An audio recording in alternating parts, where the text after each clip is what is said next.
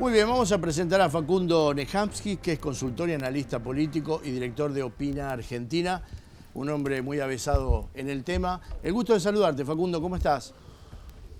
Hola, ¿qué tal? ¿Cómo te va? ¿Cómo estás? Bueno, un gusto, gracias por atendernos. ¿Qué conclusión, la primera conclusión que se saca a esta altura ya de la jornada, cuando han pasado un par de días, a la hora del análisis de lo que fue el balotaje?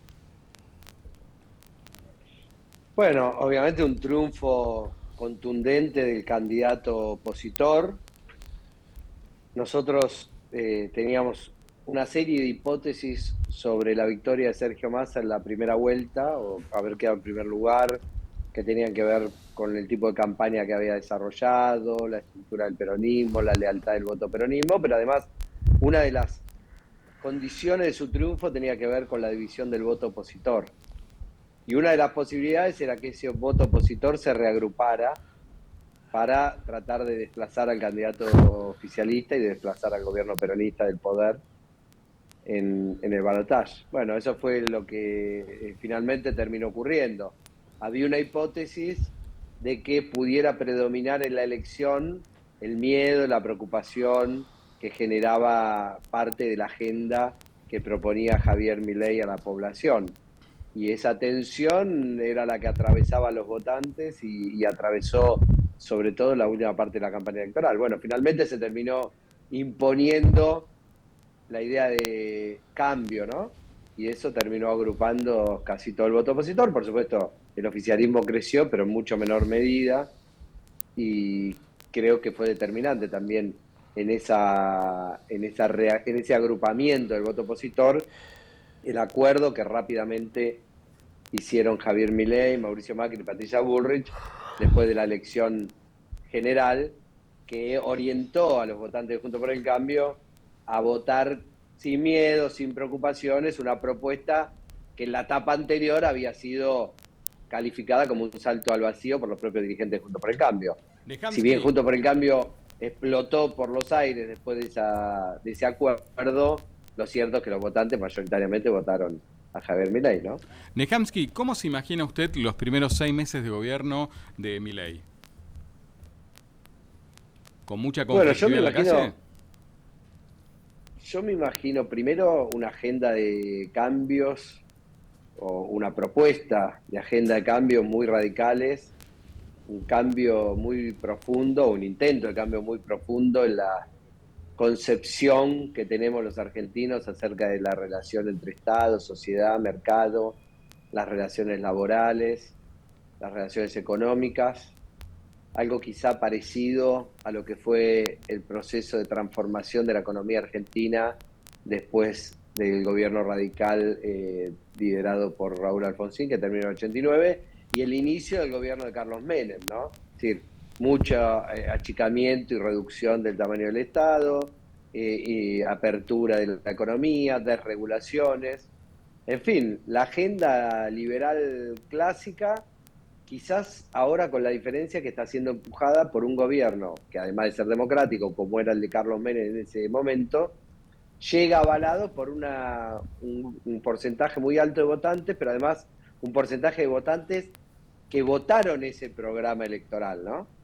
Entonces, eso le da al presidente Milei hoy una legitimidad extra para encarar una agenda de esas características. Ahora, también es cierto, y esto hay que decirlo, que cuenta con menos recursos institucionales que los que contaba el peronismo en ese momento. En ese momento había un sistema de partidos mucho más estable, más ordenado, la agenda legislativa la manejaban entre el peronismo y el radicalismo, el peronismo era la fuerza mayoritaria, tenía mayoría en el Senado, mayoría en la Cámara de Diputados. Hoy el escenario es completamente distinto, completamente diferente.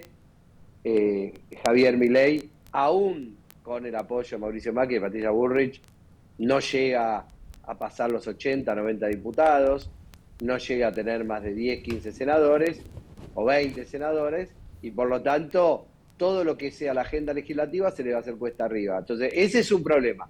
El otro problema es lo que vaya a suceder en la calle, la conflictividad que pueda acarrear una agenda de fuerte ajuste de gasto público. Pero bueno, primero hay que ver en qué consiste esa agenda. Hay una promesa de que esa agenda esté muy concentrada en el gasto político. Vamos a ver Si es así, tiendo a pensar que va a estar concentrado el gasto político, pero va a también afectar el gasto social, tarifas, educación, obra pública. Eso va a provocar seguramente una fuerte recesión y bueno, veremos qué impacto tiene en una sociedad que combina dos sentimientos, ¿no? Por un lado está muy cansada del proceso inflacionario, pero también viene de tiempos largos sin crecimiento económico sostenido. Entonces, esa combinación hay que ver qué tolerancia le da al gobierno en términos de legitimidad pública. Seguramente va a estar muy relacionado con los éxitos, ¿no? Si tiene éxitos tempranos, seguramente la sociedad acompañará con mayor apoyo ese esfuerzo. Si los éxitos no aparecen, la sociedad se empezará a impacientar y seguramente la legitimidad del gobierno de Javier Milei entrará en discusión. Facundo, recién decías algo que me parece interesante, que es la gente votó sabiendo qué es lo que propone Milei. Yo hace unos días que digo, en un lugar donde hay 10 personas, 6 votaron a Javier Milei, con lo cual cruza todos los estratos sociales, cruza las edades, cruza a todos. ¿De verdad vos creés que todos votaron sabiendo lo que iba a hacer? Vos decís ahora, bueno, habrá que ver si con lo que hace no afecta y la calle se pone un poco más caliente. ¿Va a acompañar, pase lo que pase, crees ese electorado, o es un electorado que fue por ese triunfo de ese momento? No, bueno, eso es otra cosa, ¿no? Una cosa que la gente, a ver, hay que reconocer algo. Él no le mintió a la gente en su programa de gobierno. Absolutamente. No le dijo que iba a llegar con salariazo, revolución productiva como Menem en el 89 y llegó y implementó un plan de ajuste. ¿No? Por eso digo, como ahora dijo que estos primeros 6 meses serán muy difíciles. Acá la promesa es achicamiento del gasto público, es motosierra, es dolarización, libre competencia de moneda, es un programa liberal por excelencia. Por lo tanto, la gente votó mayoritariamente ese programa, porque incluso uno podría decir, los votantes de Milei quizás son más radicalizados, pero estoy seguro que los votantes Juntos por el Cambio también apoyan esa agenda. Entonces ahí tenés un 54-55% de la sociedad que tolera eso. Bueno, hay que ver, como no son economistas, ese 54%, hay que ver si saben los costos que implica atravesar esa agenda. Entonces, viste, esto es como cuando tus hijos te dicen de ir a un lugar y después se empiezan a cansar en el auto y te empiezan a preguntar cuándo llegamos, ¿no? Entonces, hay que ver si la sociedad después está dispuesta a tolerar, porque a veces esa agenda tiene éxito, pero a veces no lo tiene. A ver, cuando el gobierno de la Rúa llegó al poder, también podría haber devaluado, podría haber tomado otras decisiones, sin embargo tomó como decisión ajustar el gasto público.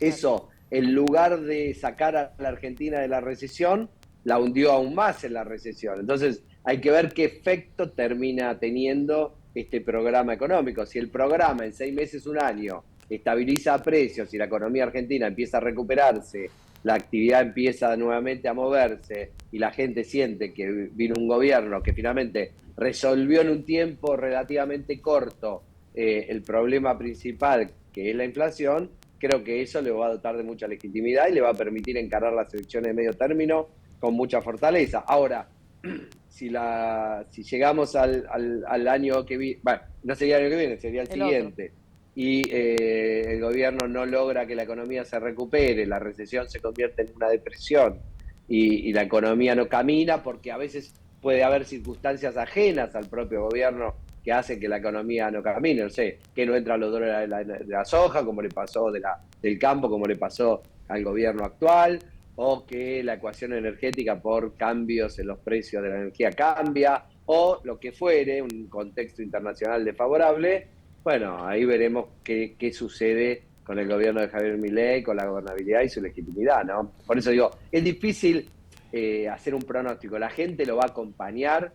Bueno, la gente hoy está muy impaciente, la gente no sé si sabe qué costos tiene una recesión, la gente quiere que se resuelva el problema de la inflación porque es agobiante vivir en contextos inflacionarios. Veremos, la tolerancia va a ser una combinación de resultados y de tiempos. Claro.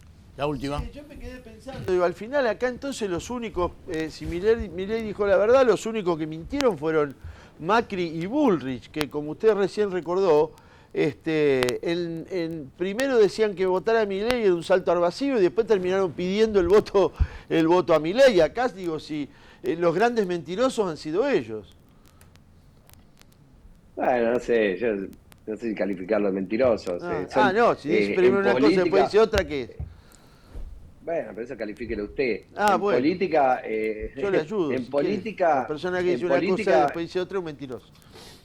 Bueno, pero en política es común que los políticos, y tampoco lo digo como un elogio, pero digo, es común que los políticos utilicen fórmulas para atacar con quienes compiten y después se terminen sentando y acordando. Milei también dijo cosas de Bullrich y de Macri y ahora se terminó sentando, así que eso no me parece. La verdad, a esta altura de la soirée, como se dice, me parece irrelevante, pero ¿por qué?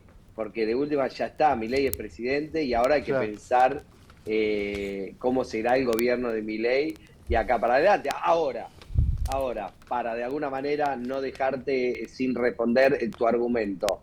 Claro está que si a Milei le va mal y Milei se convierte en el salto al vacío que Patricia Bullrich y Macri dijeron en su momento que podía ser, no tenga duda que van a pagar un costo en la opinión pública y con sus votantes por haberlos inducido a votar a Javier Milei. Pero claro que sí. Pero digo, esos costos varían de acuerdo a los resultados. Si el gobierno de Javier Milei es un éxito, los votantes de Juntos por el Cambio dirán qué bien que nos guiaron Mauricio Macri y Patricia Bullrich a elegir a Milei en lugar de haber permitido que un gobierno peronista siguiera en el poder. Si a Milei le va mal y se convierte en un salto al vacío y la economía funciona mal y él además avasalla a las instituciones, los votantes de Juntos por el Cambio dirán era verdad lo que decían en la campaña electoral de Patricia Bullrich, cómo nos mintieron en la segunda parte. Pero bueno, eso es una cosa que va a tener que ver con cuál sea el resultado de la elección, del gobierno de Milei, más con un análisis de lo que pasó en la campaña para atrás. Facundo, este apoyo que recibió de parte de Patricia Bullrich y de Mauricio Macri, ¿Milei lo tiene que pagar poniendo gente en el gabinete nacional que responda a Bullrich y a Macri o no? Bueno, lo tiene, no lo sé, me parece que hay acuerdos que no conocemos el detalle, no conocemos la letra chica y que además suena lógico. En cualquier gobierno del mundo sucedería esto. Si alguien que tenía un 30% de apoyo, después del apoyo de la candidata del 24%, llega a 56%, suena lógico que de alguna manera se contenga a los dirigentes, a los referentes de ese espacio en el gobierno y de alguna manera se amalgamen los programas. Obviamente hay un programa principal, que es el de Milei, que es el que fue elegido presidente, pero me imagino que ese programa va a contener aspectos del programa de Juntos por el Cambio o la moderación de alguna de las propuestas del propio Javier Milei. La letra chica de eso no lo sé. ¿Cuántos ministerios o secretarías? Tampoco lo sé. Pero me imagino que de alguna manera va a estar contenido el espacio Juntos por el Cambio en el gobierno de Javier Milei y no es solo un apoyo por la galería, ¿no? Facundo, muchas gracias. Nos reencontramos seguramente en cualquier momento. No, un saludo grande para ustedes. Muchas gracias. Facundo Nejamsky, consultor y analista político y director de Opina Argentina. Continuamos en Ciudadanos.